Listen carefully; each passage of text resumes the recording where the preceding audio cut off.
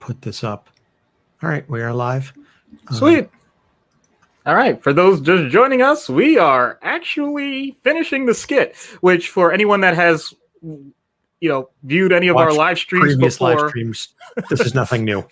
Yeah, but no, it's actually better than that because I'll give credit where it's due. Anthony has done a huge amount of the work, and it is amazing so far. So thank you. It's more the finishing touches on it, which is good because that means we'll be able to jump in pretty soon. Not giving away the entire skit, but the whole premise is it's Mojo's world, and I'm just doing a little therapy in it. And so, even though he has the reins, and it is definitely a wild and wacky scene, we may potentially be getting some progress. How good is that progress? Well, you're just going to have to stay tuned to find out. Okay, so actual line here. So is this where you would say, yeah, exactly. Yeah. To the contrary. Yeah, you know what? I forgot. I can just type, so I'll type. Yes.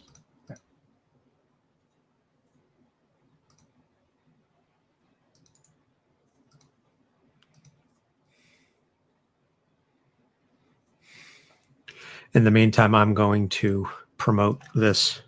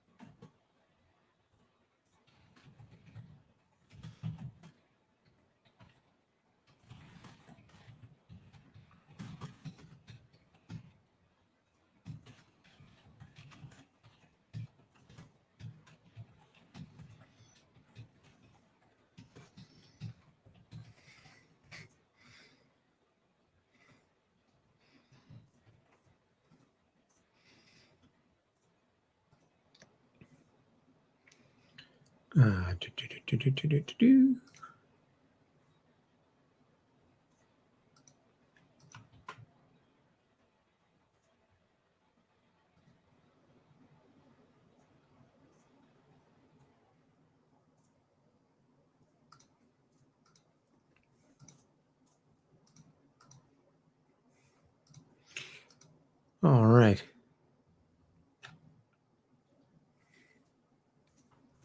I'm worried about your range. I love it. Oh, yeah.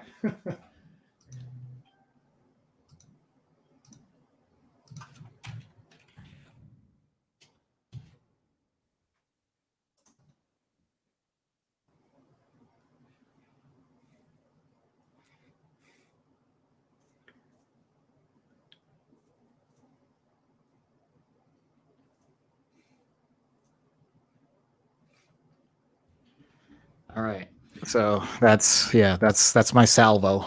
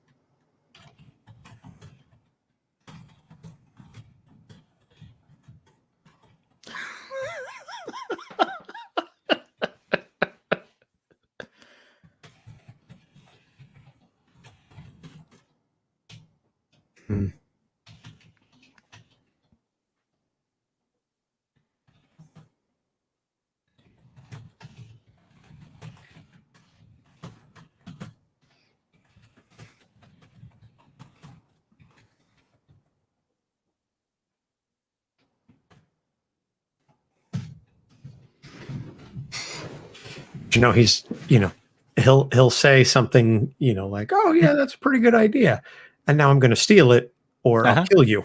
Right. He's not entirely. Mm-hmm. Yeah.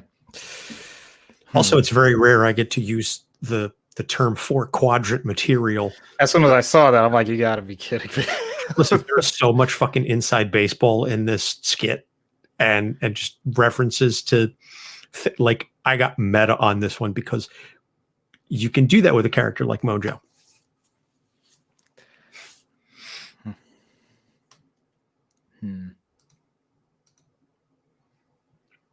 Okay, I can't believe I'm gonna do this, but yes, you can. Yeah. I'm actually going to ask for dramatic. Can we get some dramatic music here, please? I'm sure I could find something.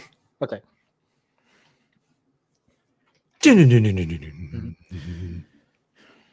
know, something like the Who Wants to Be a Millionaire? Yeah. With the lights coming down. Exactly. That's key to this. Okay. Because although I'll admit I can't do LaFontaine's voice, I want the gravitas, you know?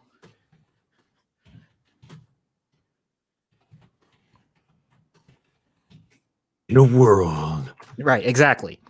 So trying to think how to phrase it, because that's exactly what I want to do. I want to do a trailer that he's going to, you know, almost like say, it's brilliant or whatever, and it's clear that he just takes it and that's that. Like, I survived, but like I'm not gonna get any credit, and I don't want credit, honestly, because it's like I just want to get the hell, get this freaking over with.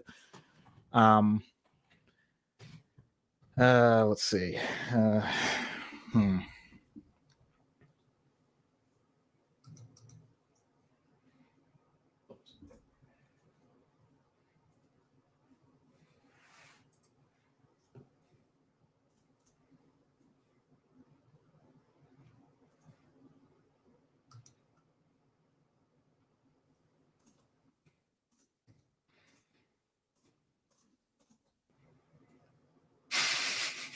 Wait.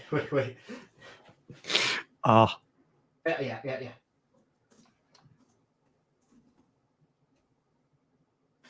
I don't want him to like be that naive. Like he's just gonna sit there and listen to me. Like Yeah. No, definitely.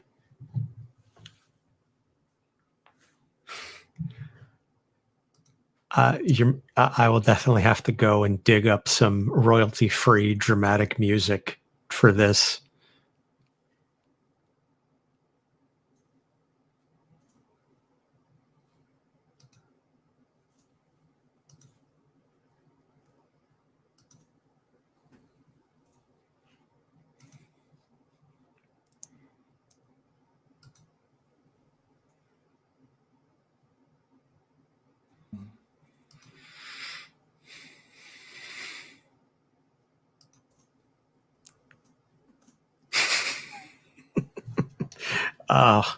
Yeah. You folks are in for a treat when we do this.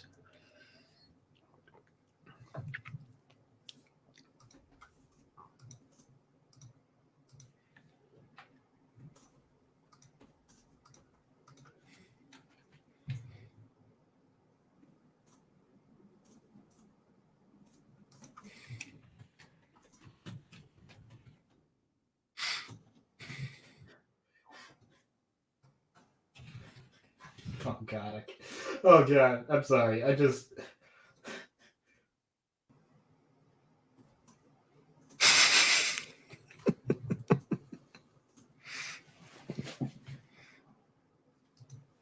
Oh my god. Where is this coming from? I don't know, but I love it. And the thing is, you need to sell the shit out of this when you. I know. Most of the time, the acting is on me, and you're just sort of doing your thing. You're going to have to carry this part of it. No pressure.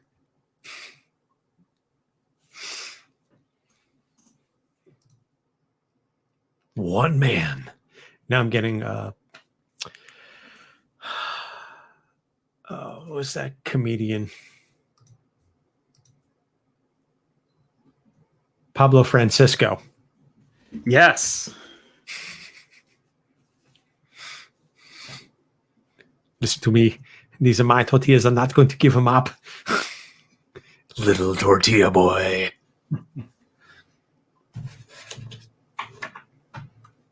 Jean-Claude Van Damme in the same crap you've seen over and over and over again.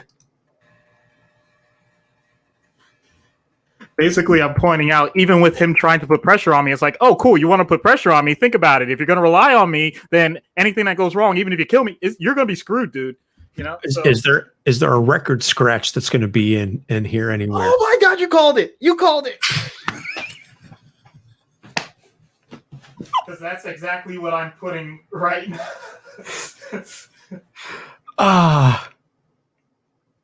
God damn, I love being best friends with you because at this point we share a fucking brain.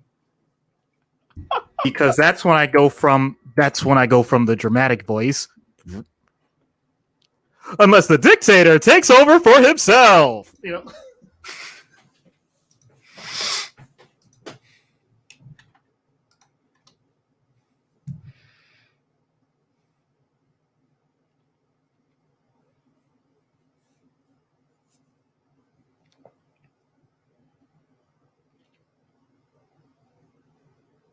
I'm taking this to the edge because my point is I want him to be the serious one to rein it in and show like, hey, wait a minute, you do have range. You made sure I didn't go off track because you want to make sure that there's a certain framework. Now, if you could just do that, you know, that's the point. I'll let you handle some of the lines with that part, but yeah, I wanted to just totally break what I'm doing and just see, you know, I want him to go ahead and take back control. Okay. I've also got the perfect voice for Mojo when I record, which is going to have to be tomorrow. Okay. Because I cannot do him justice and keep my son asleep in the next room.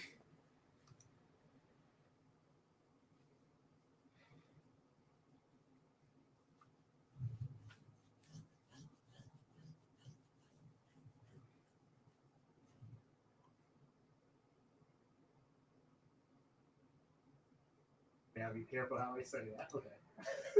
Oh, God, what is wrong with me? Malevolent man with no bounds. Now that's crazy. What you trying to say? Hey, Kenny, you see what this knucklehead doing? This is terrible. You can't talk about people like this.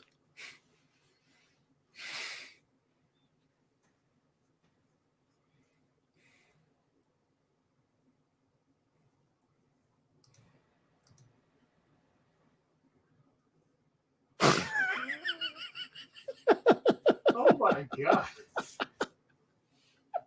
I mean, oh Christ! On a cracker, this is going to be just a hoot to record. I posted in the Discord the other day, and I said, like, I just when I came up with the idea, and I just like started hammering stuff out. I was like, Matt, thank you for letting us do this. Yeah. Yeah. So, yeah, you can cut in.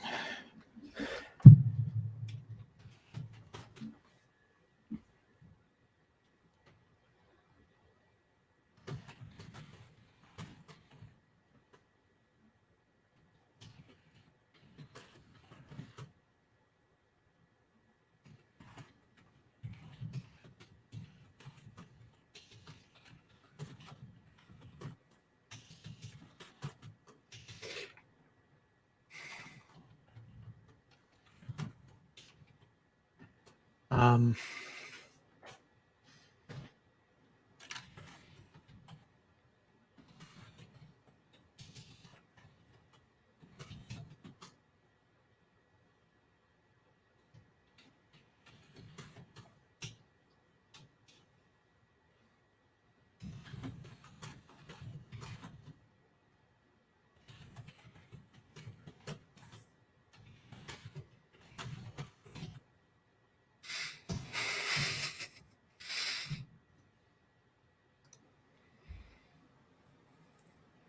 All right, we're almost Yeah. we're almost. No, I'm just talking more to the people watching, because I know we've got at least one person in on the live stream. We are almost ready to start formally recording. We're just finishing.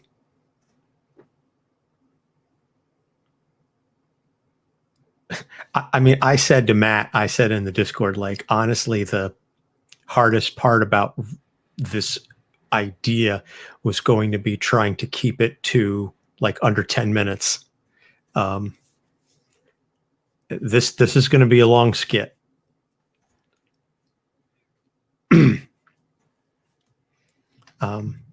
But we're fast approaching the end.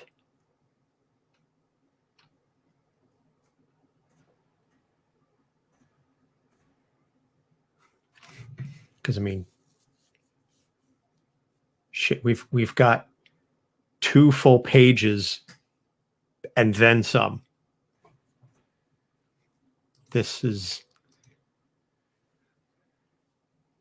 money. Well, you know what? This is going to be good practice for us writing when we have to do the really, really long one in a couple weeks.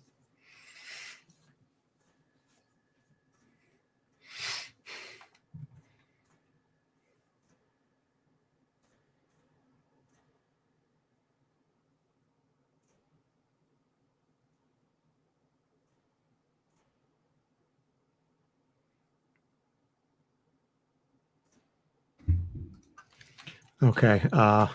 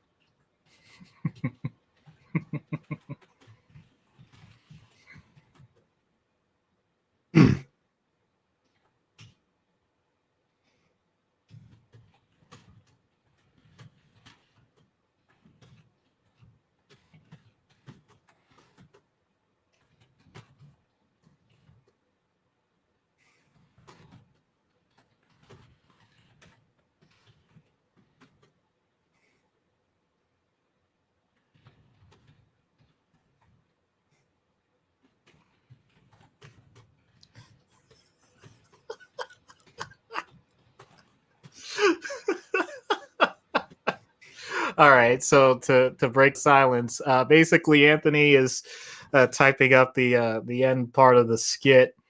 Uh, Once again, without giving away too much, just pointing out that Mojo grows, but not in the way you would think.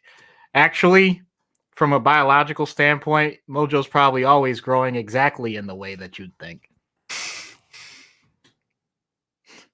Sorry.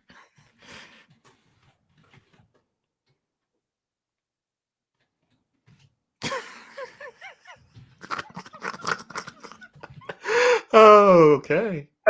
Again, inside baseball. Why not? Yeah. Yeah. We're It just fits. fucking lean in. It Just fits. lean in on the whole Yes, thing. I agree. I agree.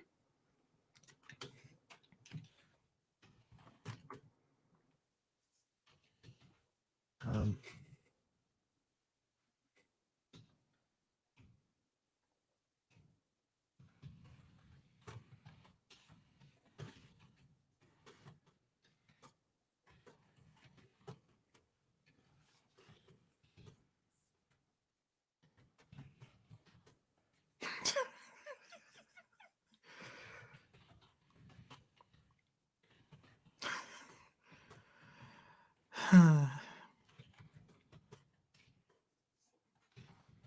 I was originally going to do Mayweather, and then I was like, nah, let me do McGregor.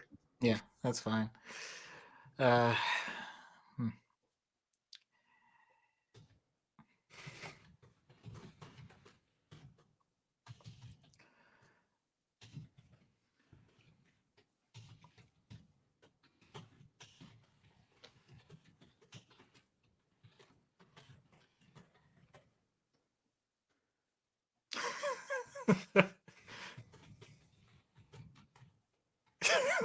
Oh no.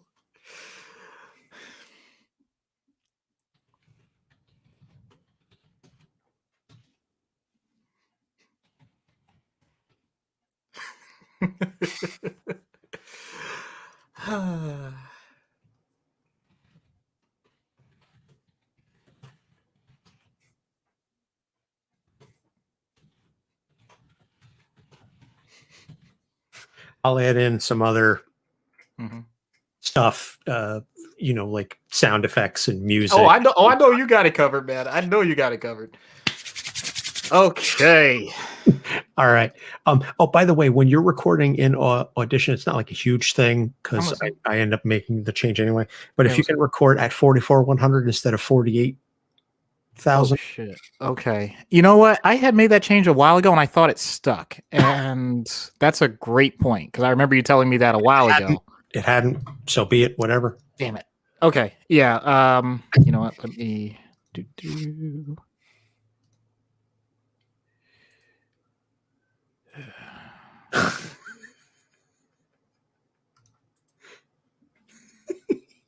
This is amazing.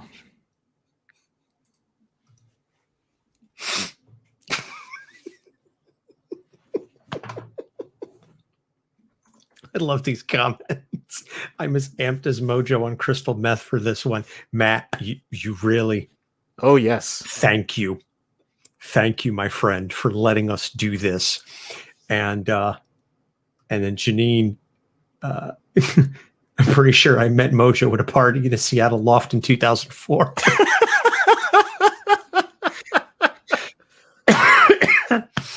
Ah, I think we've all met Mojo at some point in a shady ass party. Or in the ER. In your case, yes, in the ER. All right. I am now recording on my end. I wouldn't worry too much about, the Son of a gun. If you get it, you get it. If not, yeah. Just give me a second. I gotta close and reopen Audition because it decided to be a jerk. Let's try this again. Okay.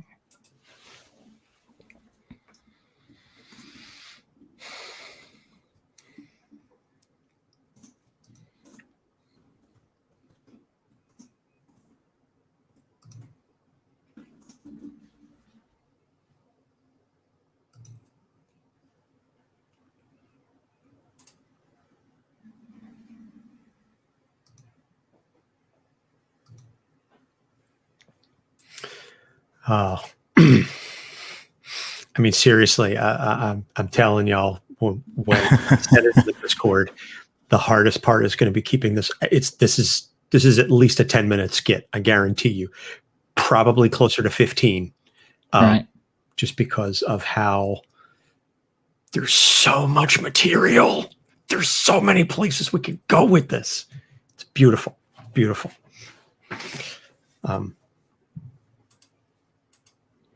Okay, so I'm just checking here because for whatever reason it's giving me this like, oh hey, we're not using the right. Well, I restarted, dude. Just I'm sorry I even said anything. It just ends up changing the sample rate. Anyway, No, it's okay. I'm just trying to I don't know why it now is not letting me freaking record what I want to record. It's really frustrating me. Hold on a sec. Oh my god. Okay, let's try this again. Jesus. All right. That is doing a line of pure Nicaraguan uncut in the spineless one's honor. Wow. That's amazing. Oh God, yes. Bolivian marching powder, right? This is so good. This is beautiful. Yeah.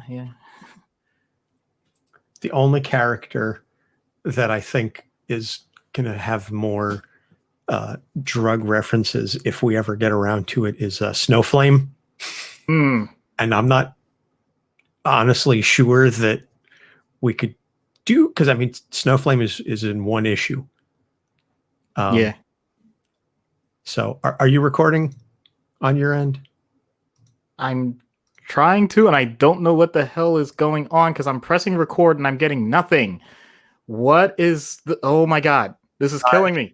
This is killing me. I should not have said anything. No, it's not. It's not you. I mean, no, but you wouldn't have fucked with the settings if I hadn't said like, "Hey, can you change this?" And now you changed it, and now yeah. But I've done it before, and it didn't cause these problems, so that's why I'm so pissed off right now. Okay, I'm actually going to do something really stupid. I'm going to disconnect my mic. You're not going to hear me for a second.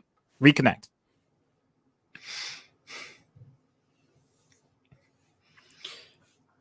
Got a lot of technical problems. At least I can say this: neither one of us looks like a cat. There's no filter. I'm here. I'm live. I'm not a cat. That was just.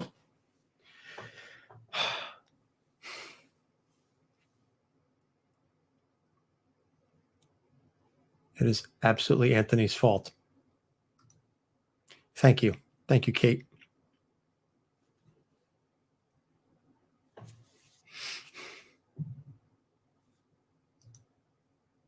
Up, Doc. Doc went away. Probably rebooting his system or something. I'm not really sure what. So in the meantime, let me tell y'all, since you're here, email capesonthecouch@gmail.com. Send us your voice messages, 90 seconds to 2 minutes. Thoughts on Batman. What's your memories of Batman? What's your first memory of Batman? What's your coolest memory of Batman? What do you, when you hear Batman, what do you think of in the character? Okay. Are you back? I should be back, and now I'm really trying. Otherwise, what we may have to do you still have Craig on Discord? You know what I mean? Yes. Okay, then we may have to use that, but I'm trying this again. Oh my. Matt says judges absolutely love it when you didn't check everything before appearing in court. Makes their day. Yes, it does. Except I did check, and then something gets done in court that totally changes the plan. No, we're talking about the I'm not a cat thing. Oh, that. Oh my god. Yeah, what the hell was that? Because I don't know the whole details of it. It was just basically I had a Zoom filter on that turned him into a cat because it was his assistant's computer. So Mojo is the producer of every show I've ever done. Wow. Do you work in entertainment, Janine? I didn't know you were.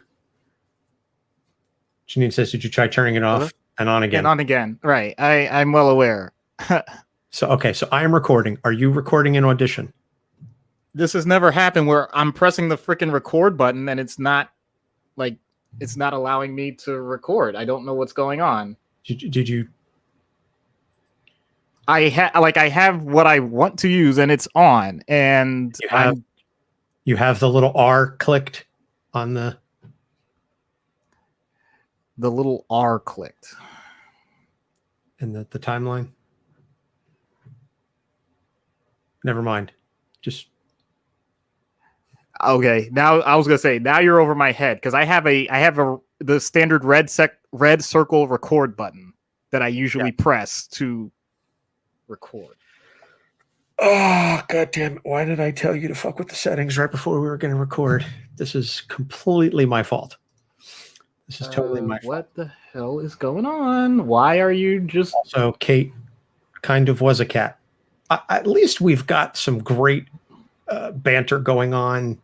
Hey. YouTube comment. That's showbiz. You know, that a cat would totally do that.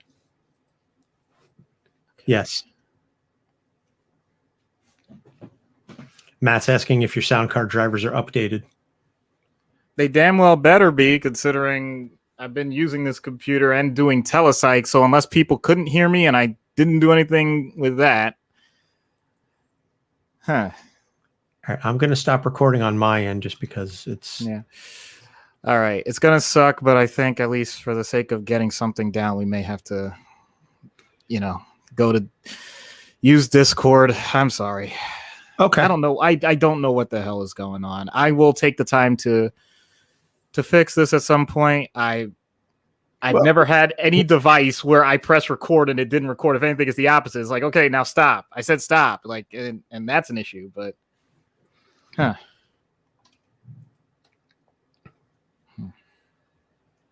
Okay, well, I'm in the recording channel on Discord. All right. Do I want to? No. Doggone it. And I even had a good title for the file. Damn it. It was Doc finds his mojo and hates it anyway. I constantly find my mojo, baby. Yeah. Okay. So let me...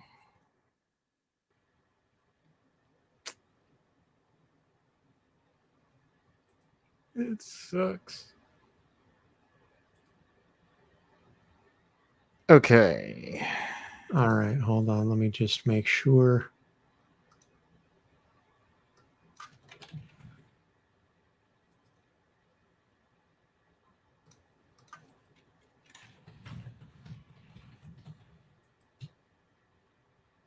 A second.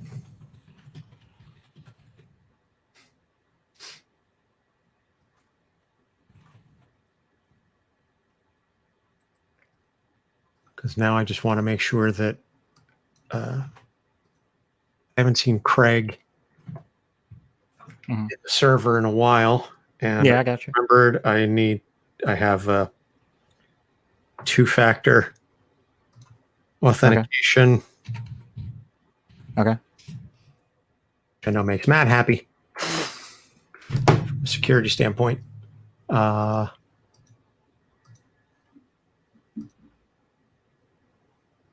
Okay, Craig is in. Okay. All right. And let's see now. Craig is authorized. Now, how to use.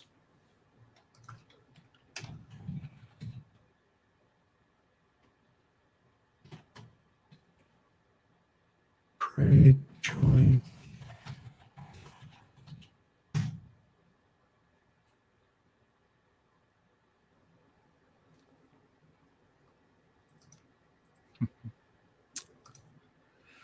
Let's try this again.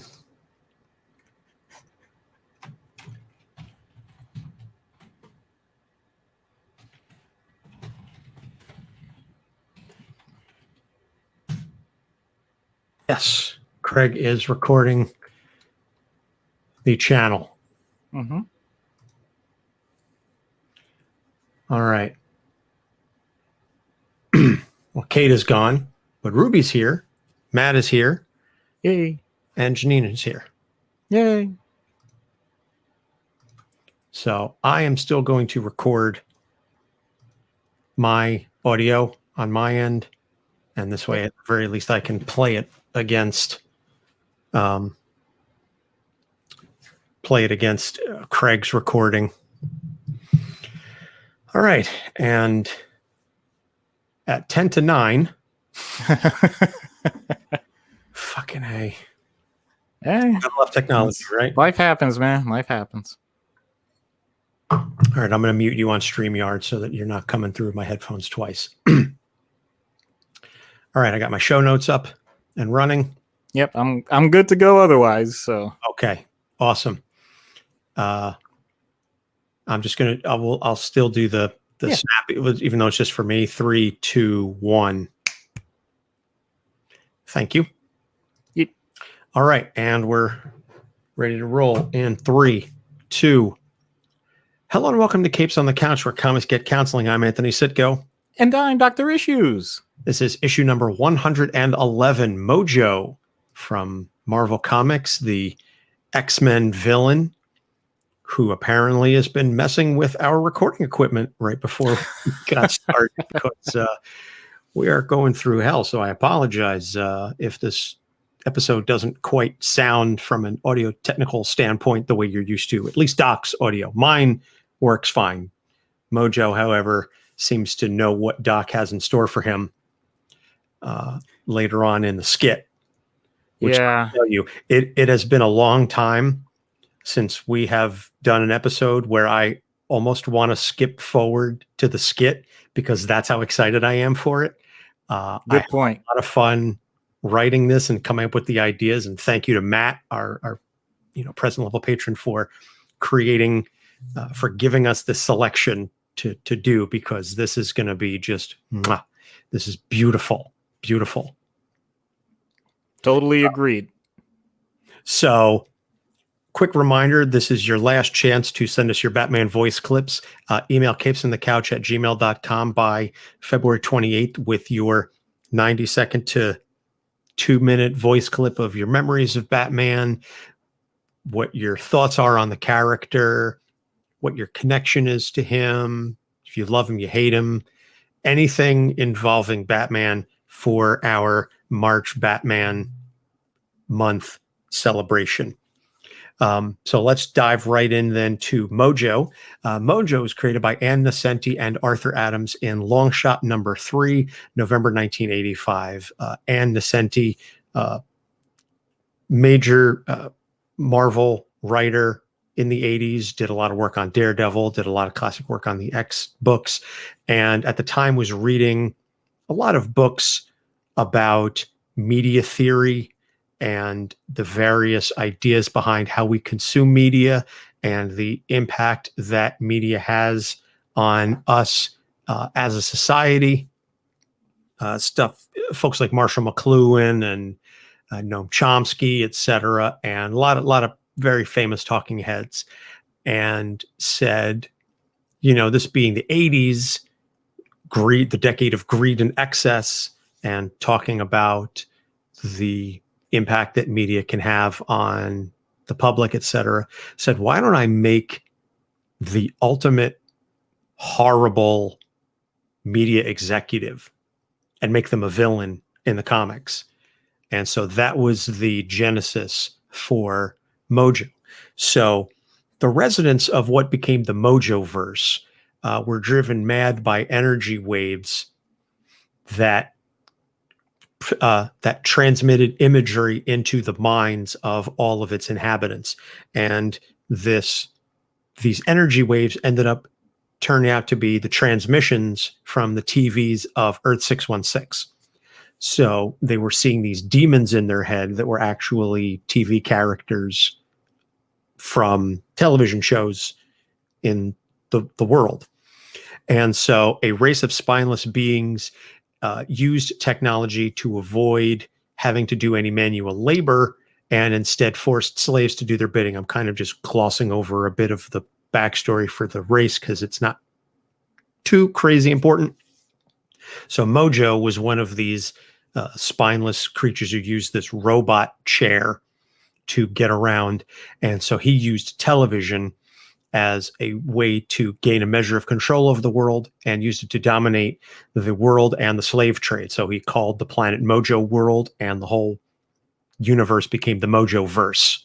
And so he created all measure of types of television series to entertain and enslave the residents and inhabitants of Mojoverse. And so Longshot, who was a stunt performer in the Mojoverse, ended up escaping to Earth 616, where he befriended Doctor Strange and a couple of heroes, and then went back to free the remaining slaves, but he ended up getting captured and brainwashed and put through the ringer again.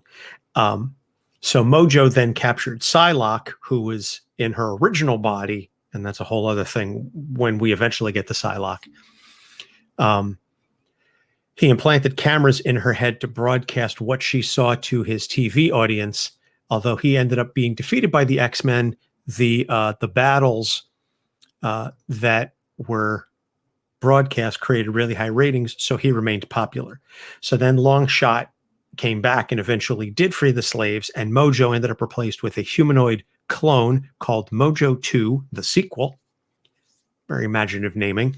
But he was also defeated by Longshot, and then the original Mojo returned. So a lot of these stories, because I'm not going to get into every single Mojo story, because it's basically Mojo tries to capture heroes to fight to create a TV show for his audience, and they may start off fighting each other, but then they realize, no, we actually have to fight Mojo, and then lather, rinse, repeat.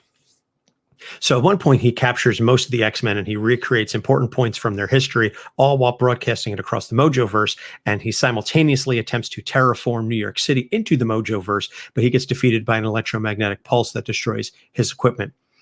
Conveniently, this electromagnetic pulse does not also destroy cell phones, microwaves, refrigerators, basically anything that we use in our homes that has electronic equipment. An EMP would be devastating on a global scale. Yeah. We're talking about the complete destruction of our modern society, but oh well. Absolutely. Hashtag because comics. The thing I love about Mojo, and this is the last part before we get into the issues, is the Howard the Duck movie is canon in the comics, because Mojo was doing a reality series on Howard the Duck, and to create some additional filler stuff, he filmed an alien in a duck costume interacting with Leah Thompson.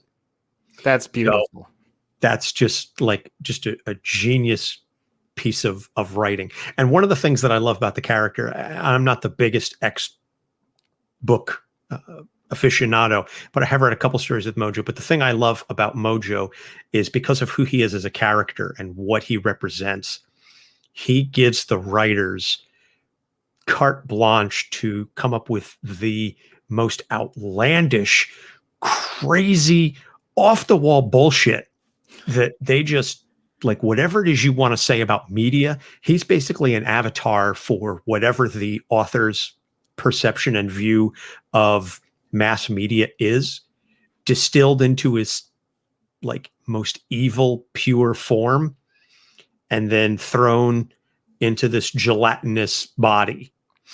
So eyes pried open like the Ludovico technique from Clockwork Orange. Right. He's got wires popping out of the back of his head. It's a very unattractive character to look at. I have one other story for Mojo that you didn't mention. Actually, it's a collection, but the point is, he goes so far as to try and recreate heroes. Like he gets the quote unquote the X babies.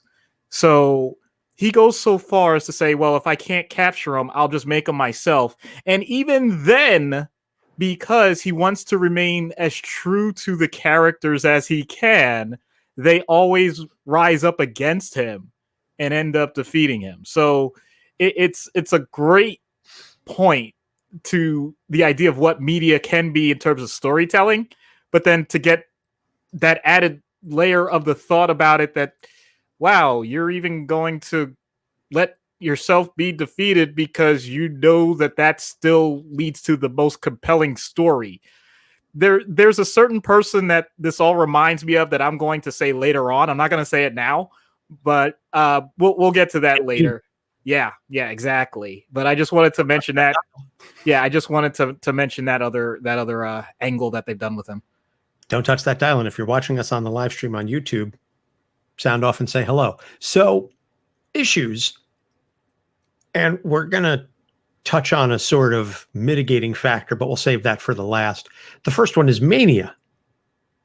He is maniacal. He is every power-hungry dictator ever amped up times 10. What's up? No, I thought I heard somebody must have dropped off in the Discord. I just wanted to make sure it wasn't Craig. Yeah, gotcha. He's every villain amped up with mania, and largely because he's a byproduct of that 80s time period when he was created. But still, we haven't done too many characters that are as maniacal as Mojo, at least outwardly and unabashedly so. Because it's hard to keep up. You can't do that for your entire life, at least not without the aid, and I use that term loosely, of other substances. There's been no secret that a lot of things that get driven by these sorts of things are done through stimulants. The ones that people usually think of are the exotic ones like cocaine and methamphetamines, but heck, this sort of thing can be accomplished even with the prescription ones that a lot of people use for studying in college and selling the remainders. I'm sorry, I didn't mean to say that out loud. I'm not trying to spoil anybody's situation here. It's illegal. Don't do it. But I mean, Mojo, holy cow. I love the fact that they went with that visual for his eyes, because the whole point is he wants to take everything in. He doesn't want to miss a beat. He wants to make sure that all of life is experienced in the moment to its fullest. Consequences be darned. And from that standpoint, he actually gets a whole lot done to the detriment of lots of people around him. Once again, consequences be darned. So I'm not saying that any of this is meant to be good, but I could understand why people would think this is a good thing, because when you're doing something, it looks a lot better than when you're not doing something. What kind of statement is that, Doc? That's that sounds pretty obvious. No, what I mean is, and I'm thinking of Cal Newport with Deep Work. When you are thinking, when you are contemplating things, when you are reflecting on parts of your life, when you are planning things for the future, when you are having other emotions besides the immediate joy or hatred of what's in front of you, that is how you develop neuroplasticity. And that takes time. And sometimes that's quiet time. When you are someone like Mojo and you act like someone like Mojo and you continue to press like Mojo, you don't get that time. You don't make that time. And so a lot of that part of your life is lost. So ironically, even though you're in the moment, you may be losing everything else surrounding that moment. And you may not be able to grow from that moment. So that's the huge trade-off.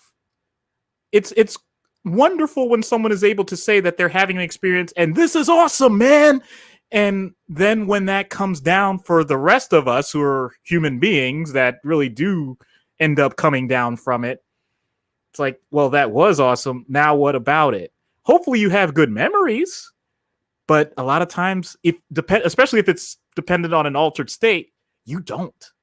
So you're talking huge detrimental long-term effects from this immediate, just ramped up, incredibly amplified method of going through the world. This is the type of thing where if I see someone this tamped up, you don't get an opportunity even to explore with that person. First of all, they'll just tell you everything from the start, but then second of all, you don't waste time. You make sure that they get back to a point where they can basically integrate with the rest of the world. I'll just be blunt. Blunt? Well, maybe, yeah. Speaking on the other, totally opposite end of the spectrum, right? Yeah, I was like, all right, so, oh God, my eyeballs are burning. Yeah, I know we joke on the show, just say no to most drugs, but I think I would at least personally have to say cocaine is definitely one of them. Yeah, absolutely. Absolutely. Between not just the effects on your brain, the effects on your nose if you snort it, the effects on your heart, especially. Yes, you can die that quickly. Everything about it. It's just something that I would never recommend, period. And for those of you that do take stimulants responsibly, I salute you and I'm grateful, because I've said it in the past. If too many people abuse it, then this, a lot of governments have shown very quickly they don't mind shutting things down as quickly as they open things up. So please, Mhm. please be careful. Amen to that. By the way, Janine just said on Discord, I just realized they modeled Mr. Waternoose after Mojo. I did not realize that. That's so cool. Holy shit. You're right. That's All right. Thank you for blowing our minds. seriously. And not with cocaine. So the second issue is he is the epitome in a way that, again, I don't think any character we've done to this point has quite personified gluttony and hedonism. He is like fat and lazy because he doesn't want to get up off of the robot chair. Arize, one of the scientists, created exoskeletons so that the species could grow and literally evolve. And Mojo and some of the other people said, nah, I'll let you do the hard work. I'm going to sit here in my robot chair and just sort of have that carry me around so I don't have to do the heavy lifting. But everything that he does is for power. Everything that he does is in the moment for that high, for the ratings. That's his drug. Everything is for the ratings. Everything is for the power that the ratings brings. And he's not ashamed of it. Yeah. So the idea of wanting satisfaction in your life can be good. Well, is good.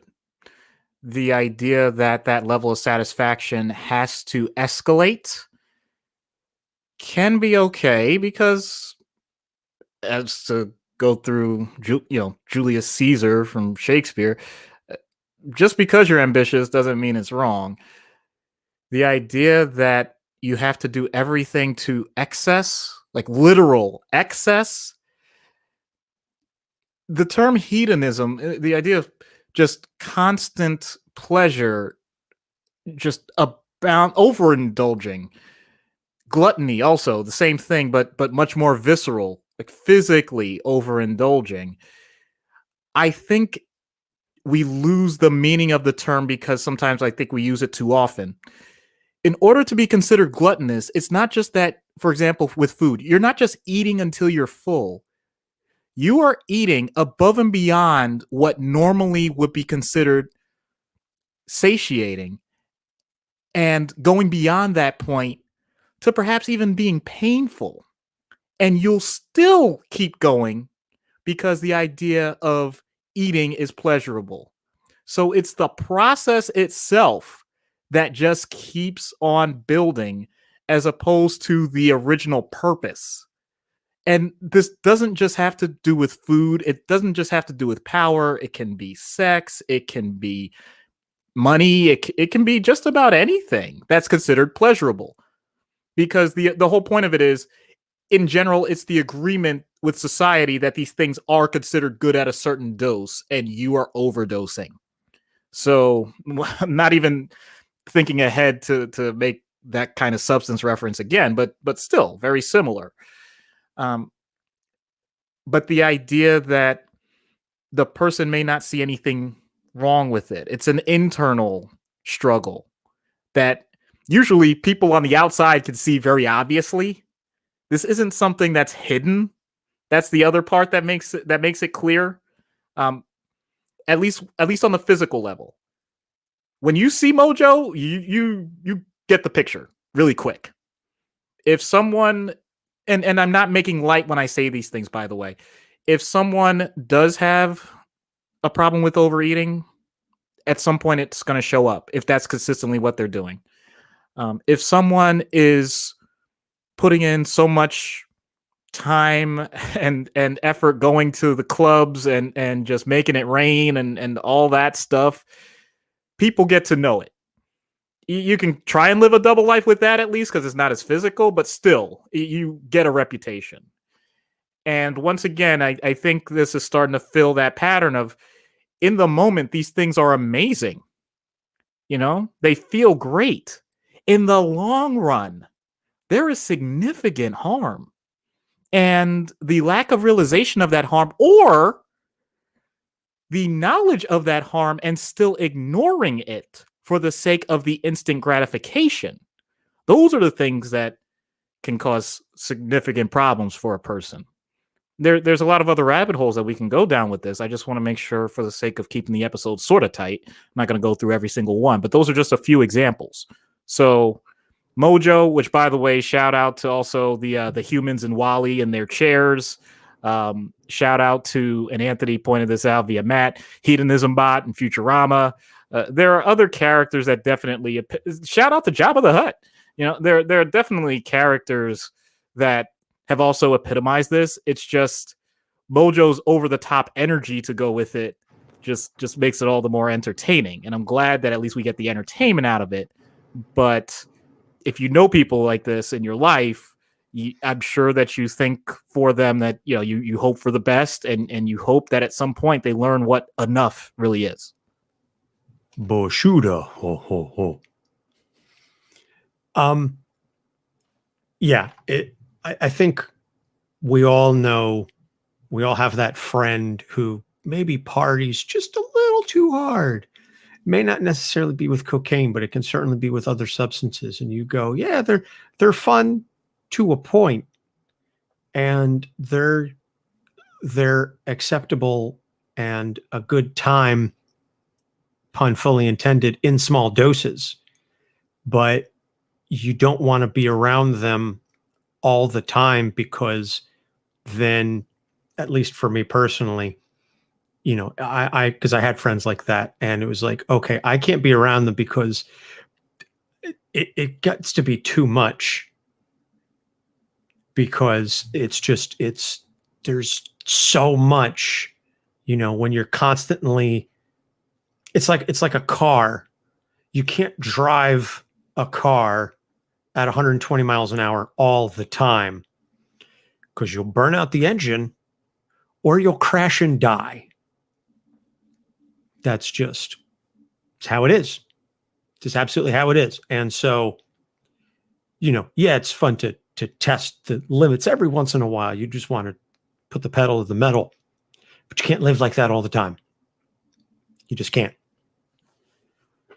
Matt pointing out on YouTube says, hits me where I live for real. 90 pounds in my weight loss, but it's taken 2.5 damn years because I burned the candle at both ends for so long. First off, kudos to you, my friend, on your journey. I know you've been talking a lot about it, you know, on Facebook and on Discord. Many congratulations to you for doing it, and for getting healthy. It's not easy. It's not. But I applaud you for making the effort and doing the damn thing. I've got friends that still can't quite figure that out, and it frustrates me and hurts me, because they're good people and I love them dearly, but they can't get out of their own way. And that's Mojo has no interest in getting out of his own way. He doesn't want to. So I mentioned at the start of this that there was a potentially mitigating factor to this. And that mitigating factor is, how much of this is his fault? Because the thing that exists in canon, and one of the things that Matt pointed out, is the residents of Mojoverse are driven mad because the images of these TV shows are beamed directly into their brains. It's part of their consciousness and their subconscious. They can't turn it off. So how much of what we see and how much of what Mojo does, and the whole notion of running the world through television, is entirely his fault? And I'm not excusing everything he's done, obviously, but if this is what your base is it possible to even make that kind of a change? So now you're hitting me a little heavy where I live. So what I mean by that is the idea of exposure to stimuli. Isn't that what one of the biggest topics has been for decades now, both in development and as a whole? What is the role of growing up, for us, it was what's the role of TV in the development of a child. Now, I think TV is kind of on the back burner. It's what's the role of handheld devices, of, screen time, all of that. So to bring it to humanity, not just to the Mojoverse. And we're still trying to figure that out. I think the point, though, that I'll reiterate for the however manyth time I've said it, is it his fault? No, but it is his problem. The idea that he had no control over what originally the stimuli was and how that molded the development at the time, it's unfortunate if it's had that level of impact. That doesn't mean that you just stop the clock, though. And the more that we look at this from a developmental standpoint, the more that we realize we can't be as dramatic as we make it sound. Ironic because we're talking about media. Yes, those things definitely play a role.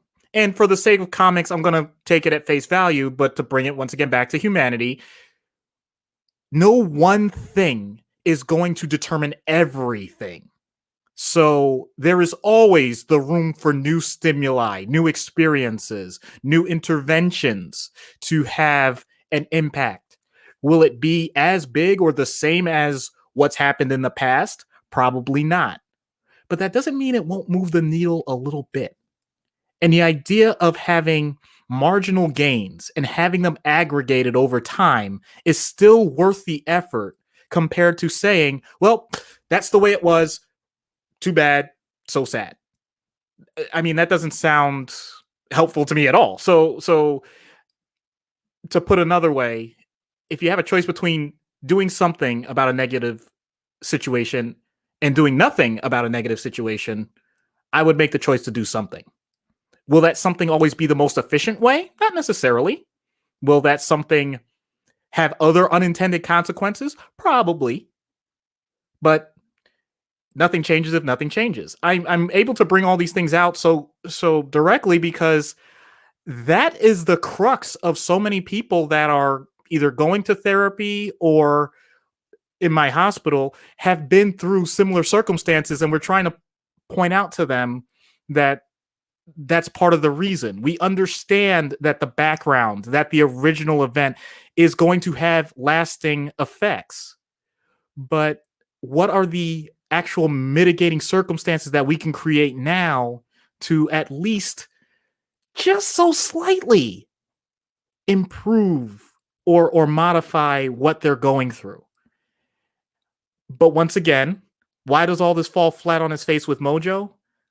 Because the entire society, and this is something I wanted to bring up with this topic. I'm glad you raised this issue.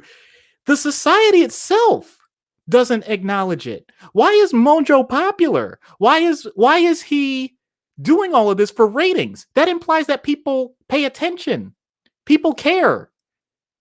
And if that's the way people care, then from societal standards, is that a problem? Because a part of psychiatry and psychology, for something to actually be a diagnosis, it's the fact that it doesn't mold to what society considers appropriate. And yet, when you consider the citizenry that he's dealing with, I'm serious, like read these comics, you'll see that the people he's dealing with actually pretty much share a very similar view. And so, yeah, I did neglect to mention he does have an assistant major domo who's an android who's basically his second in command that is responsible for carrying out all of his orders. I didn't get into the backstory of Mojo too much because again, it's a very repetitive type setup. Yeah, but that's I appreciate that it's a repetitive type setup because it does make a very clear world. That is what they live in, and he found a way to, no pun intended, or actually go ahead and say pun intended, game the system. That's what he does. Once again, a few more shout outs to characters. Shout out to Mr. Monitor from the Beetlejuice cartoon, because that's also a person that, oh man, is very similar. Very similar. You're speaking my language, man. I loved that cartoon. I don't entirely remember Mr. Monitor, but just well, he was four Beetlejuice he was four at least four TV monitors in a big business suit. And anytime, oh yeah, I was gonna say you can't forget him completely, man. I didn't remember the name. I remember the visual now. Yeah, Including the voice actor for him, who had a voice that, in all honesty, to me, was the definition of hedonism and gluttony in terms of like when he would get excited, it was just like near orgasmic type of voice, and I'm like, wow, okay, I guess that's really important to you. But yeah, I'm just saying this type of world, this type of character. I'll come back to that saying because it's the truth. I'm not saying it's his fault, but I am saying it is his problem. You do say that a lot. I think that's one of your catchphrases, right up there with the puns on this show. But so and by the way, okay, I hate the idea of not answering your question. How much of it is his fault? I mean, if we're going to say fault, if we're going to say that he's hardwired, quote unquote, even though that's not really a thing, fine. I'm willing to go above the coin flip. So I'm willing to go above 50%. I'm not going to put a number more specific than that, but it doesn't matter. See, that's my thing. It doesn't matter. If I put 100%, quote unquote, not his fault, okay, then that means that 100% of everything else that he does from this point forward is going to be his actions and responsibility. Doesn't matter. You don't get a free pass. Well, I'm sure he'll figure it out one way or another. So we're going to take a short break. When we get back, we will get into treatment. So stay tuned. All right, because it's already 20 after 9.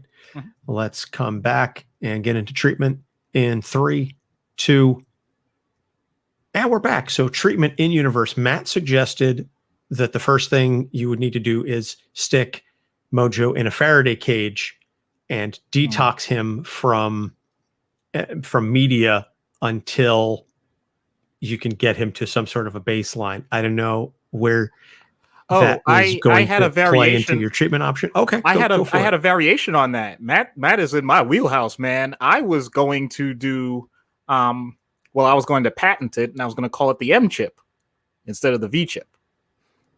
I was going to basically do this for another character. Yeah. Because Watu. Yeah, because it's that important. His direct stimuli. First, there's another thing, because these things are going to have to be surgically removed. Remove those damn things from his eyelids, please. That's really important because, and actually, this is something that you can do for yourself. Don't do it. Where if you actually do keep your eyes open after a certain period of time, you're not going to be able to process a whole picture. The reason why we're able to see what we see the way we typically see it is because our eyes, even when they're focused in one direction, are moving. We do blink at times, and we're able to process everything in our brain accordingly. If you were to actually do that, I don't even know what the heck he could be seeing right now. He could be having a real psychedelic experience for his entire lifetime at this point. And so, to be honest, let's back up. I may not even need to do a chip or a Faraday cage. If I get those things off of his eyes, I think he's going to freak out. And I want to see what that does. Not for experimental purposes, but seriously, like, what is your new experience of not having to have your eyes open all the time? I want to see that. That's the first step.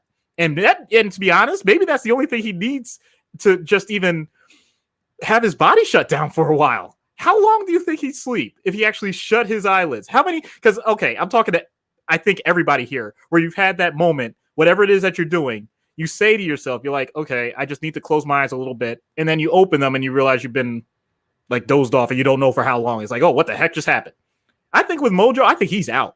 I think he'd be out. Like our friend Rob does with the famous Yep. Trying to pry his eyes open to stay awake just a little bit longer. That's the Rob face. Yes. Shout out to Rob on that. But yeah, that's. I didn't think of that ahead of time, but I just realized actually, yeah, that is the very first step. And you know what? That amount of sleep might reset him a little bit. So, maybe I don't need to go much further than that. I'll start with that. Let's just leave it at that and see what happens. Yeah, the eyes, which apparently were based off of, again, the Clockwork Orange scene, and Malcolm McDowell said that the actual things that they used scarred his corneas when they were shooting the movie. Well, because they're is- not supposed to be used that way. They're really meant for procedures. Oh, I know. Made for hell of a visual, though. So this is another instance where I'm not 100% certain what we could do for an out-of-universe character. Oh, I got it. Oh. Okay. No, trust me on this. You're going to recognize who I'm thinking of. Let's see. We have someone that's responsible in the entertainment business that wants control of everybody that is under his purview, where he gets to control every part of the storyline and is so demanding that he literally has his announcers wear earpieces so that he could talk during the shows. He's notorious for not considering his workers to be employees, independent contractors, despite the fact that they can't work for anyone else. He is known for his over-the-top, at times sexually oriented storylines, was known for things that really push the boundaries of entertainment, although he has been able to adapt. But even in his old age, has shown to be incredibly feisty, bitter, petty, argumentative, intense, has shown that he's willing to work out and do all the things to excess to the point that he gets so overloaded that he ends up tearing both of his quad. Okay, I'll stop. You know who I'm talking about. I'm not saying his name because honestly, I don't need him to. Thank you, That's Matt. okay. Matt said it for us on the live stream. Thank you. Vincent Kennedy McMahon. So let me make it clear. He's not gluttonous in the sense that I'm not aware of him in terms of overeating, but doing things to excess. Oh, absolutely. Absolutely. And in the media and all of that. Now, once again, I'm gonna kind of invoke Goldwater a little bit. I do not know Vince McMahon. I have never treated Vince McMahon. I am not recommending treatment for Vince McMahon at all. I am saying that the characteristics of the Vince McMahon character as portrayed, along with some of the things that I've mentioned, including things you could look up legally in terms of steroids, all those things taken into account, I'm saying that there may be people like that in the world. That's all I'm getting at. Okay? So, for someone like that, obviously you have to kind of pierce the veil a little bit, which can take a lot, because the number one thing with people in that situation, and I know we've done this with a lot of narcissists too, is developing that level of trust. This might be something that the person may not have wanted to do in the first place themselves. It more or less is probably something that was either mandated by a spouse or a court order or something like that. But if you couch it in the way, and I know I've mentioned this before in other situations, someone like, okay, let's say they physically work out. Okay, great. Well, this is a part of that training. It's going to optimize how you handle your day. If you couch it that way, then you're going to get a little better results. You always make it look at, coaching up as opposed to coaching down. And what I mean by that is you want to point out that you're trying to build strengths as opposed to pointing out all the weaknesses, because that usually is a losing sentiment. You make sure that you do the proper background with the person, because there's usually things that they've romanticized for themselves. I'm not just talking about what they're telling the world. I'm saying for their own sense of well-being, they've glossed over things that have been negatives. And if you're able to start to pierce that veil just a little bit, you might get more emotions than what they're used to portraying. They're used to portraying emotions for the sake of the effect, as opposed to the emotion for the emotion's sake, for what they truly want to feel. There's a difference there. And it's the therapist's job to parse out the difference, because the person may not recognize it themselves. So as I'm talking, this sounds like it would be intense work. Oh yeah. And if you can't match that intensity, then you're going to have some trouble. You're not trying to match their energy with it. You're trying to make sure that you're putting in the same amount of effort that you want them to put in. Because if you let off the gas pedal with them, they're going to see that as a sign of weakness. It's not that they want you to be soft on them. It's that they want to make sure that you're coming from the right motivation. So this is all a very complex song and dance. And as much as it can be draining on the therapist side, it can be incredibly rewarding when that person starts to see things for themselves. And I swear to you, this is not a money grab. Like, this is the type of thing that really does take a long time. So, if you're gonna do it, then buckle up for the ride, have fun with it, at least as best you can.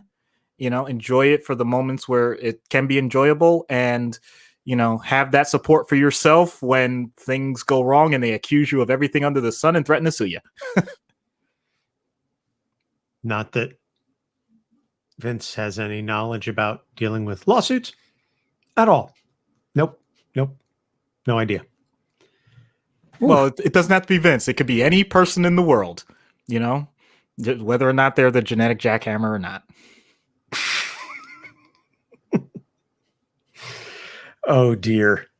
Well, I'm not going to beat around the bush any further because, frankly, I've been waiting this entire 40 plus minutes to get to this point. Based on what you were writing in the first place, I was very tempted to ask, you know what? Can we just do the skit first, just to get out of the way? But I know we needed to do the whole show, so no, we need to build to it. You can't give the people the dessert first. Come on, it spoils the dinner. You gotta leave them wanting, right? That's what Mojo would do. You have to draw them in. You have to build. You got to build.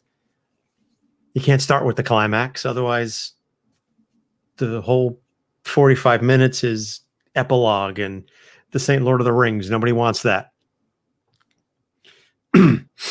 But I'm so stoked for this.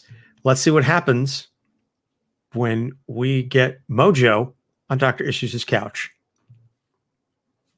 So, in the interest of full disclosure to everybody watching, I'm going to speak the dialogue because Mojo is going to require some volume, and I'm not waking my kid up for this podcast. I'm going whole hog, not only because I have to, but because I want to. No, you can go whole hog. You're in your basement, and you got a 9-year-old who can just put herself back to sleep. I have an almost 2-year-old who will scream my name if he wakes up, and I also have a wife who will come in here and murder me on live stream if I wake him up. That's just the way Mojo would want it. That is just the way Mojo would want it, because it would make for fantastic ratings.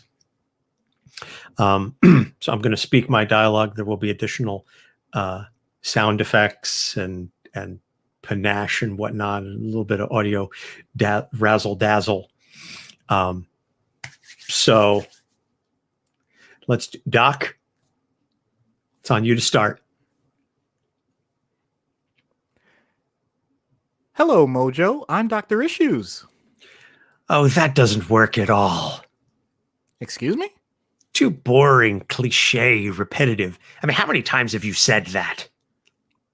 It's how I greet all my patients. It's a standard introduction. I'm not sure what... Where's the pizzazz, the emotion, the fireworks? I don't believe you really care about this scene at all. It's not a scene. It's a therapy session. No, my dear deluded doctor. This is a scene. Everything is a scene. Why do you think there's an audience? Cue the applause. If this is a scene, who's directing? Why, I am. The incomparable Mojo. Right now, you're just a bit player, a red shirt, an ensemble character at best.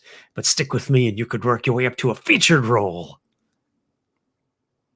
If this is true, then what's the purpose of it? Ratings, you simpleton. It's all about ratings. Rating means power. I assumed you already knew that. Ratings don't make you powerful. What kind of logic is that? Only someone who doesn't get ratings would say that. And we don't even get ratings on a podcast. Downloads, whatever. How many people even listen to your show? We get several thousand downloads a month, I'll have you know. Oh, excuse me. Several thousand. That's pathetic. Tens of thousands of people watch my slaves wipe the shit off of my chair. Clearly, you need my help. I think we're doing just fine on our own. And let's get back on track. We're here so I can help you. My ratings are through the roof. I don't need your help with that. Meanwhile, you're relying on guest appearances and stunt casting and a whole week and a whole month of Batman to stay relevant. Really, how long have you been doing this? Well, we're coming up on 3 years. And the people still listen to you? We're more popular than ever. Well, that doesn't make sense. There's nothing special or exciting about this show. It's like listening to paint dry. Now get some explosions, some death, some real skin in the game. Now we're talking. Well, first of all, there are some episodes where I did die. But anyway, emotional breakthroughs don't happen like an action sequence. Who cares about that? Give the people what they want. They crave high stakes, sex, danger. How do you feel about fucking a supermodel on a train during a gunfight? None of that has anything to do with our show. That doesn't help people at all. It helps them forget about their mundane existence. Let's face it, the world is a boring place. You need someone like me to spice things up. And who put you in charge? I did. It's called the Mojoverse for a reason. But what happens if people don't want you in charge anymore? Like, what happens then? Well, that will never happen because I give them what they want. And in return, they serve me. Well, they serve me either way, but I consider myself a benevolent ruler, so I keep them entertained. Okay. All right, I think I have a solution that can make us both happy. You say you're focused on ratings and keeping people engaged in the show, yes? Yes. And there's more to a show's success than just action, right? I mean, action's the fun, but you need to care about the characters at some point. I don't know. We get some of our biggest ratings just throwing a couple of jabronis into a cage with some weapons and seeing who survives. We kill the winner anyway, and that really gets the people fucking excited. I mean, the number of times the winner shits themselves when they realize what's about to happen. Woo-hoo. Oh, we make it into a blooper reel for the end of the season, and we get a clone of Alan Funt to host. It's hysterical. That's disturbing, but I'll move on. My point is that there has to be some character development. People want to see these characters grow and learn something new, see how they react to different situations. So instead of giving them swords and shields, we give them spears and axes. A bit medieval, but it could work. No, I'm talking about emotional development. Learning how to make different decisions, maybe choosing not to kill everyone else. I suppose I could not force my slaves to murder each other for my amusement. That's a start. Build up the hype and have the winner spare a loser so we can have a rematch on pay-per-view. Stop! And we'll put McGregor on the undercard against heroin-addicted squirrels with knives on their backs. We'll say 17 to make it interesting. And I'll tell him they're English squirrels. That'll really get him motivated. Do you even hear yourself? I mean, I'm trying to offer you a legitimate shot at an ongoing, compelling series with an interesting plot line, and you keep suggesting like one-offs with no meaningful payoff. It seems to me like you're trying to avoid making a real change because you're scared. Scared? The only thing that scares me is losing control. Of what? Everything. Go on. We're getting somewhere. I think this is the perfect spot for a commercial break. Stay tuned, folks. We'll be right back. Oh, no. Do not cut to commercial. Where the hell are the cameras even? Whatever. We're not breaking away just when we're breaking through. Need I remind you that I am the director? Don't start getting too big for your britches just because I gave you a few good lines. No one steals the scene from me. To the contrary, you're the star. But I'm worried about your range. You reached the shock jock demographic, but what about everyone else? Where's the comedy, the romance, the intelligent drama? Like the ebb and flow of life has heart-wrenching moments of despair mixed with instances of triumph. There's so much more to exploit on screen, and you're missing out. You do make a good point. We need some new 4-quadrant material, because there's some key demos we're missing out on.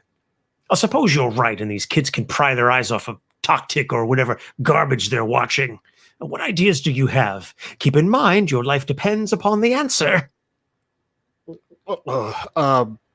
Fine. Can we get some dramatic music here? In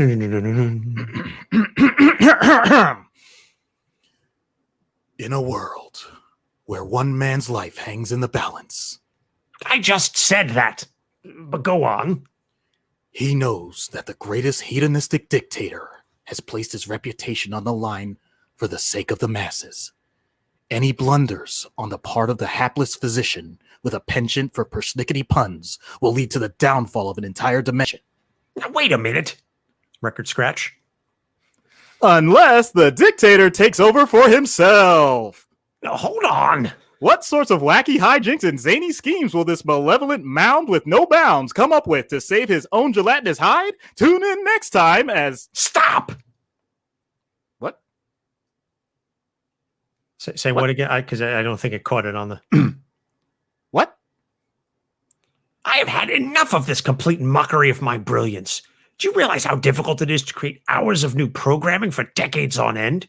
And you sit here and denigrate all of my hard work for what? Whoa. Hold scene. The fire, the spirit, the ability to set expectations of others in order to show your soul. That's a remarkable thing. You know what? I apologize for selling you short. You know what? Instead of my advertising trailer, how about you take back control of that framework? Sorry. Instead of my advertising trailer, how about you take back control with that framework in mind instead of just throwing stuff at the wall and seeing what sticks? Fine. I'll do it myself. Wait a minute. That's it. I could do it myself and have someone else do it for me. I don't understand. I'll create a clone of myself and make a spin-off with all that emotional gobbledygook you were talking about. This way I still get to make all the explosions and action I want, and you peons can sit and cry over your ice cream at some pansy ass wallowing in self-pity or whatever. That's not what I was... And I'm also going to file a trademark violation on that Watch Mojo channel. I'll come up with the top 10 ways to assault the assholes who run that desecration of my good name. I definitely can't condone... Ooh, and if the ratings for the spin-off start to drop, I'll pit him against those smack-addicted squirrels, whichever ones don't survive the cage with McGregor. That's it. I give up. Give him a hand, folks. He'll be back next week where he squares off against a horse-sized duck. Same time, same channel. What? I knew it, Spanish Fleet. That's all I was thinking.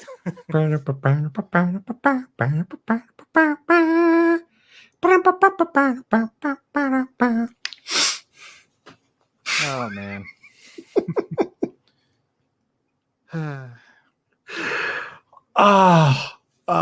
Thank you. Thank you, Matt.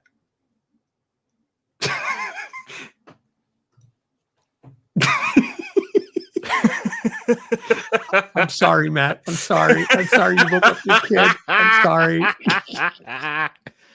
Oh. You can tell your wife it's my fault. You can tell her I did it. I'm sorry.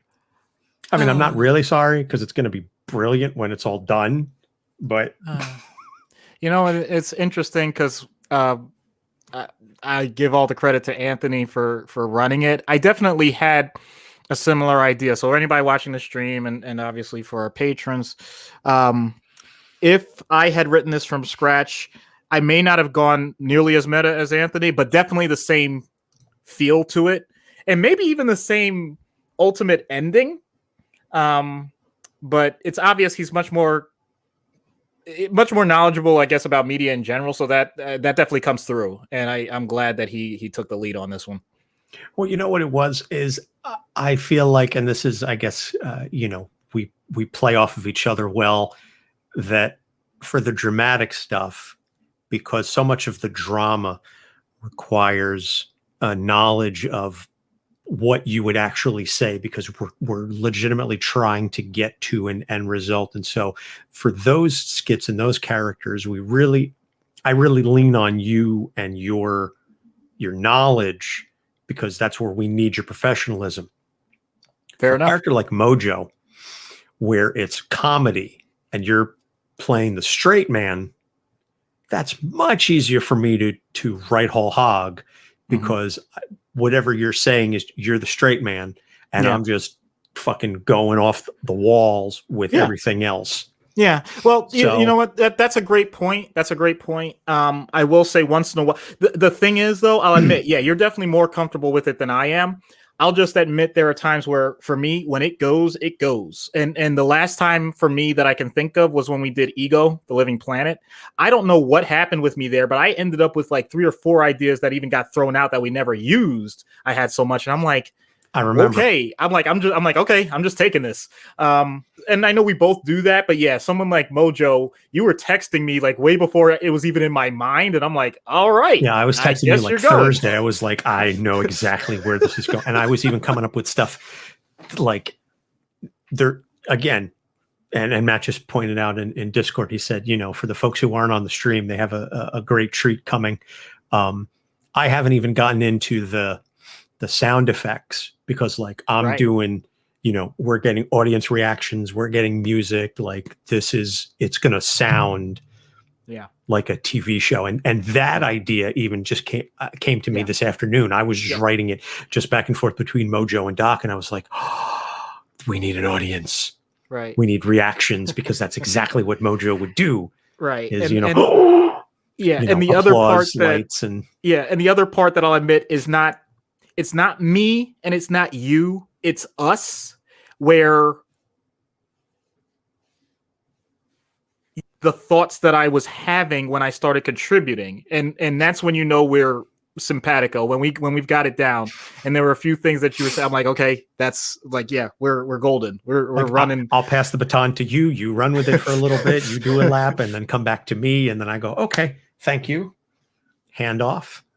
Yeah. We're well rehearsed at this point. Yeah. After 25 years, I should think so. Right. No, that's true. That's true. But the best thing I like about these things is because I know a lot of times people are just going to look at me as the doctor.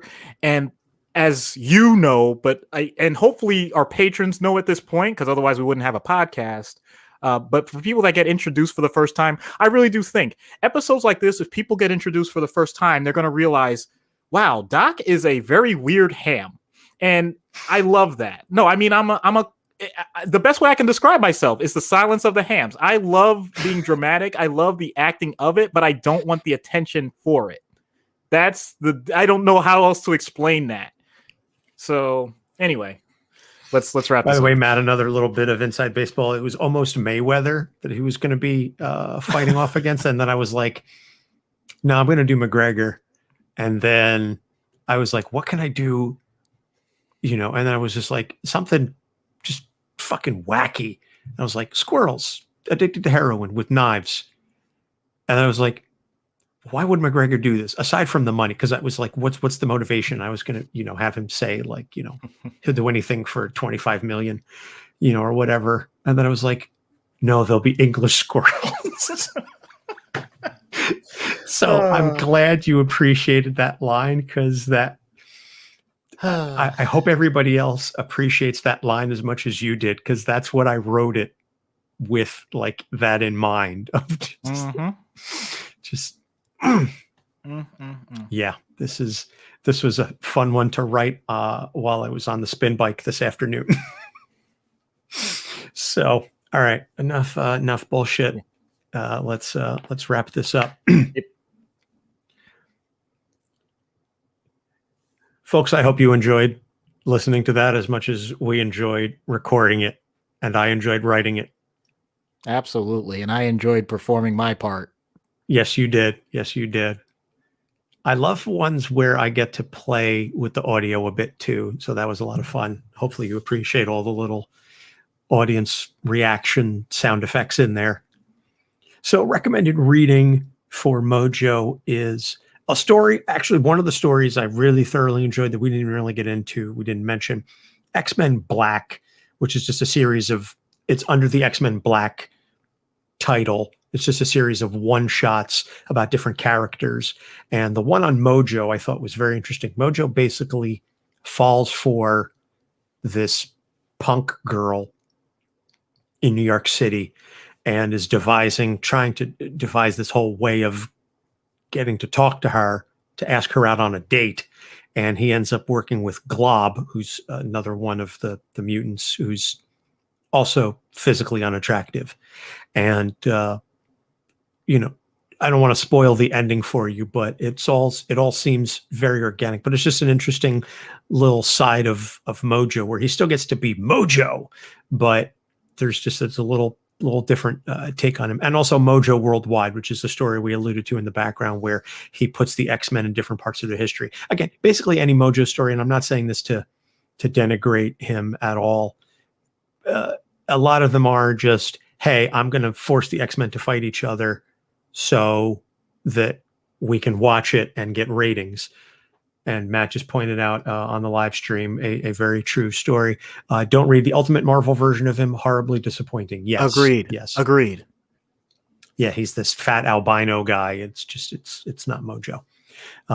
So upcoming episodes. This is the last quote unquote normal episode we're going to do for a month because March is our Batman episode, our Batman celebration. It's our 3rd anniversary. So the first episode is going to be Doc and I talking about Batman and his relationships with other characters. And we'll talk about some of the characters we've done because at this point, I think we calculated beforehand, we've done 10 episodes on Rogues and at least 6 episodes on members of the Bat family, including, I think we've done all of the Robins except for Stephanie Brown because everybody forgets about Stephanie Brown. And, but we're going to get into, Gordon and Barbara and, a couple of the additional characters. And then the episode with the fan thoughts on Batman. So again, get your emails in now with your voice clips. Keep it under 2 minutes. Batman. And, Doc and I will also obviously be talking about our respective memories of the character. Should be a lot of fun. And then a roundtable, which we're very excited about. We're going to have a roundtable with mental health professionals. We're going to bring in Ben Stover from Popcorn Psychology. We're going to be bringing in Dr. Goku from Guardians MH. And we are bringing in Dr. Travis Langley, who literally wrote the book on Batman's mental health issues. So very, very stoked to get Dr. Langley on the show. We're also excited about Ben and Goku, but Dr. Langley is like a huge get that I know Doc and I have been figuring out a way to get him on the show for a while, and this one really fits. So with all of that being said, all of our episodes are on our website, capesonthecouch.com. You can find us on Facebook, Instagram, and Twitter at Capes on the Couch. Doc, anything you want to add before we head out? So many of us are always looking to find our mojo. I think this episode shows that you definitely can have too much as well. You can absolutely have too much mojo. So for Doc Issues, I'm Anthony Sitko. We will see you next week. Same Capes channel, same Capes time. Stay tuned and don't do cocaine.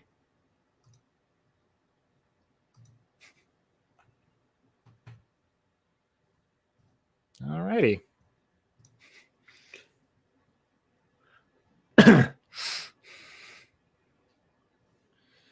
All right. And let me tell Craig to leave. Oops.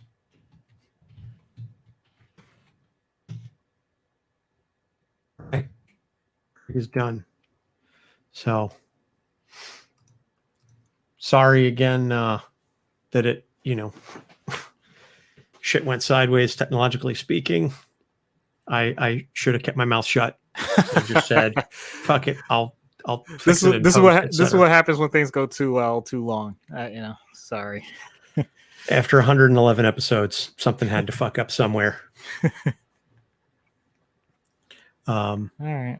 So very much looking forward to getting this taken care of and getting it all edited. So thank you to Matt, thank you to Janine, thank you to Ruby, thank you to Kate, who was in here in the live stream. Anybody else who was watching on the live stream, we're going to get back to doing these a little more regularly. I know we hadn't done them in a while, mostly because I was like, it's a week and a half in advance and da. But it's fun, especially when you get a good good feedback on the live stream like we had. Oh yeah, Matt, that's motivation. We'll do it live. Yes, that's what I was thinking, even when with that line. But hey, fuck it, we'll do it live. Oh man, yes. All right, so we're going to end the broadcast. Thank you to everybody who watched. We appreciate all of you, and we'll see you next week.